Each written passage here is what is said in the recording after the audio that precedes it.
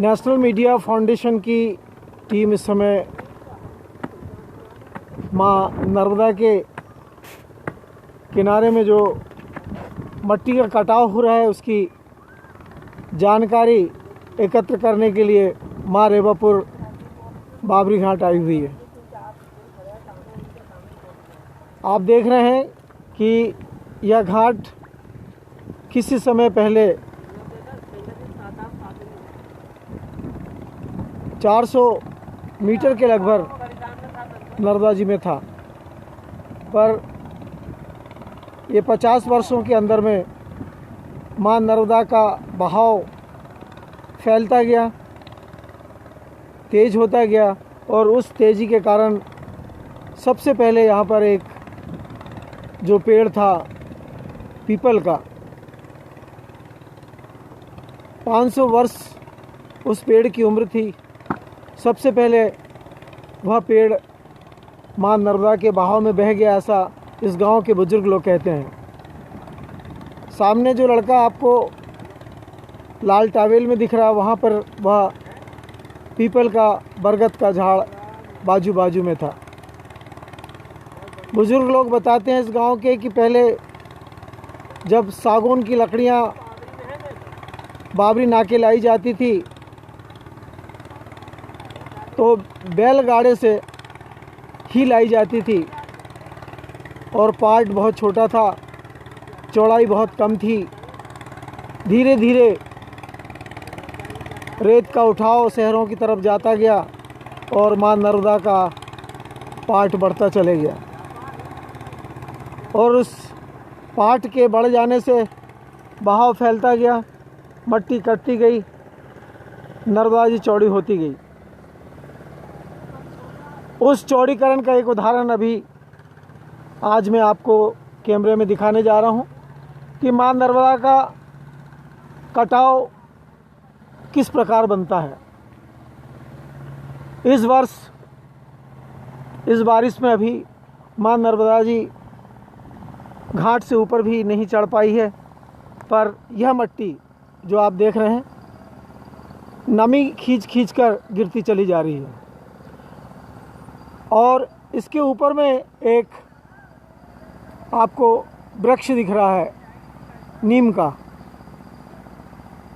ये नीम का वृक्ष ऐसा बताते हैं कि 1 हफ्ते के अंदर गिर जाएगा, क्योंकि ये मट्टी हर रोज़ 20 फीट के लगभग गिरती जा रही है और धंसती जा रही है।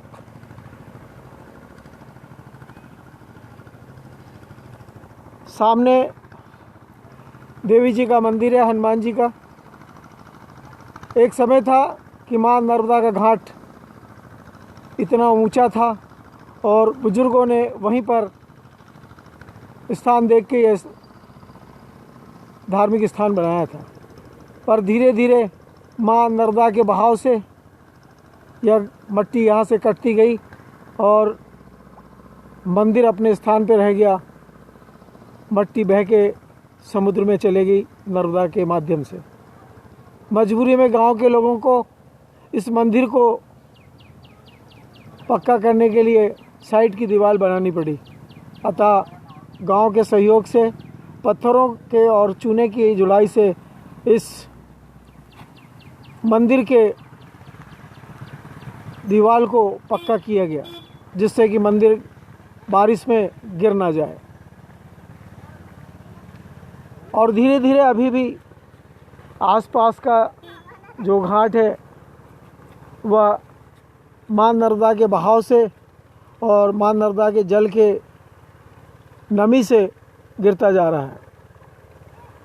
मैं वरिष्ठ पत्रकार बीके हिंदुस्तानी, नर्मदापुरम अध्यक्ष, नेशनल मीडिया फाउंडेशन, नई दिल्ली, आपको वस्तु स्थिति से कैमरे द्वारा परिचय करा रहा है। अन्य प्रदेशों में नदियों का स्तर बाढ़ के से भी ऊपर हो गया है, पर अभी तक होशंगाबाद जिला और सीहोर जिला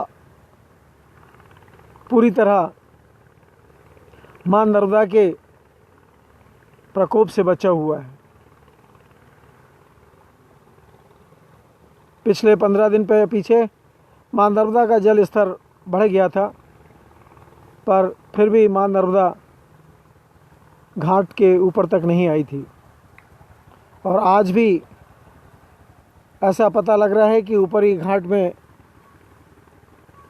बारिश ज़्यादा हो रही है, पर अभी तक मां नर्मदा के जल स्तर में कोई बढ़ोतरी सी महसूस नहीं हो रही है। जबकि यह गांव बाढ़ग्रस्त गांव माना जाता है। जब जब भी मां नर्मदा ने अपना प्रकोप दिखाया है, तब तब इस गांव के जो किनारे के घर हैं और कॉलोनी, उसको पूरी तरह खाली करना पड़ गया है। पिछली बाढ़ में इस गांव का केला देवी का मंदिर नीचे की बिल्डिंग पूरी तरह डूब चुकी थी। किनारे के जो केवट लोगों के मकान और ठेकेदार के मकान हैं, उसे भी खाली करना पड़ा था क्योंकि वे डूब चुके थे। पर अभी ऐसी कोई स्थिति आज की तारीख में नहीं बन पाई है। और भगवान से ऐसी प्रार्थना भी कर रहे हैं यहाँ के लोग कि माँ हमें जीवन देना, हमें सहयोग देना, हमें शांति देना। जय हिंद, जय भारत।